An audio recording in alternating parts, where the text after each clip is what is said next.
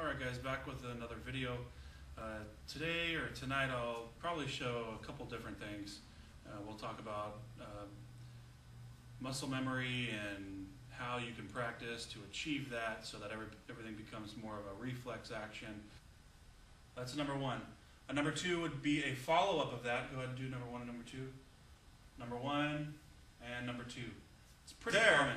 He's going to have to make a lunge or something, a big movement to get to me. And one of the main concepts that we try and teach is, if you don't have to be next to him, then don't be right there. If he wants to, you're going to stay out of his range. And so when he does want to actually get to you, he's going to have to make a big old lunge or something like that. And that's your window of opportunity. I'm not going to attack him if he's closed. So think about it as a window. The minute that the window is open far enough, then I'm going to try and jump through it. If the window is closed, it would be stupid for me to try to jump through it then, right? Because I would hurt myself or, whatever. So it's just, you could use whatever example you want, but that's just a good example that I like to use. I went with it this way, okay? With a number two, I'm going to go the same way. Do a number two. I'm going to keep it going. Now, it's very simple. Switch to this hand. Do a number two from that hand, from that side. Okay. I can really dig into his elbow. I've got this blocked, and we'll talk about some different concepts of blocking later. But I can do a number of things here. Demonstrate the number one attack again and the takedown. So go with the number one. So we've already gone over that. He's actually in a pretty good position right now. My knee is right there on his elbow. I can snap this real easily, or if I want to, I can just swing this around. The knife is pointed away from me, that's the big thing. Okay, on that number two slash, he committed. Right when he committed himself, his attack, that's when I stepped in. Again, I can come up with the elbow here. I can push here against his elbow. I'm pulling one way and pushing the other. It's going to do two things. Either his elbow will break, or he's going to snap around this way. So I'll do it one more time. From here, I'm just going to continue this.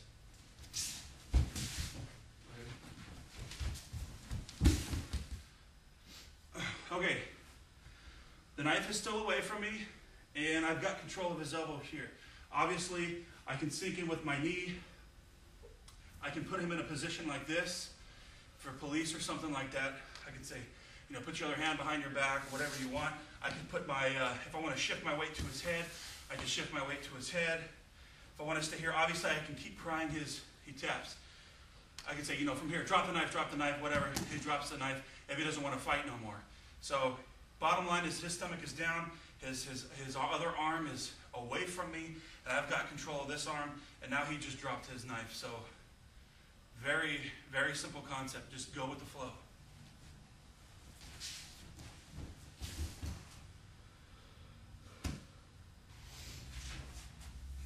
Okay, at this point, I don't want to step into him because he could easily collapse this and catch me right here on the jaw. I could get knocked out, something like that. So when he comes in with the number two, remember, I want to go with it, okay? I want to keep that energy going where it's supposed to be going. 1, 2, 3. 1, 2. He commits with that. I've stepped far enough into him. I've got control of the wrist, and guess what? We're doing the exact same movement as we did with the number one. You can do a sweep, or you're going to get your arm straight. Wherever his elbow is going to point, basically that's where he's going to go. He's going to chase his hand. From here, same thing. Same thing. What we're getting here is trying to get... You guys might think that looks exactly like the number one. It is exactly like the number one, except the attack is here's a number one, here's a number three. So here and here. And the technique's great because it can work with both of these. So you've got the same technique for this, and for this. Works. Now what if he comes in with the number 4? 1, 2, 3, 4. Well, we're going to work on the same technique with that, okay? Like I said, I could show you 1,000 techniques, and you might remember some of them. But if we can do the same one over and over from different attacks, You're going to get used to doing that.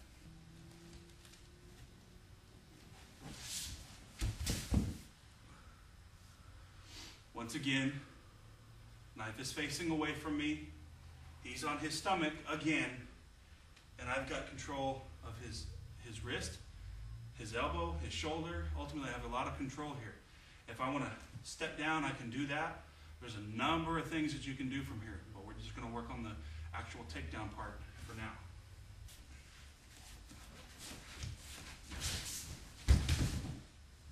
One, two, three, four. When he comes up, there's two things that I can do.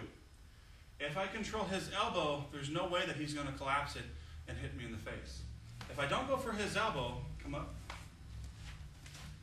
there's a possibility, because I'm moving towards him, that he can collapse this elbow, just bend it, and I might get caught in the face again.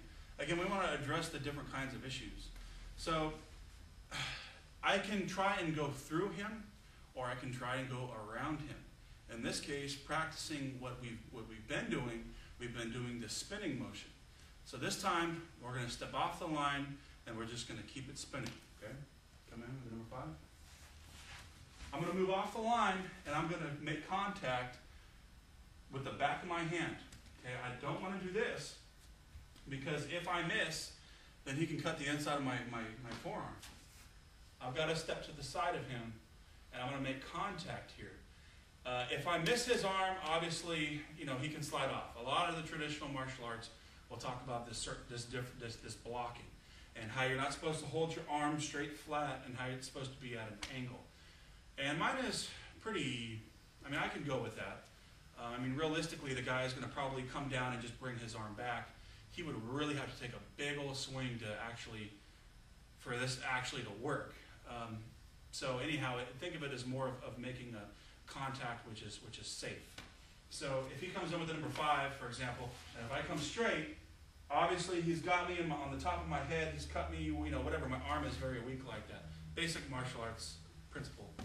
If he comes in with the number 5, and I meet him, see how I extend my arm?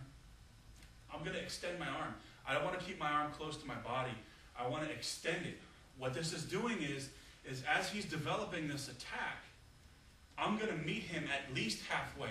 If I can't meet his arm at least halfway, then I shouldn't even go for it. I should let him follow through and do something else.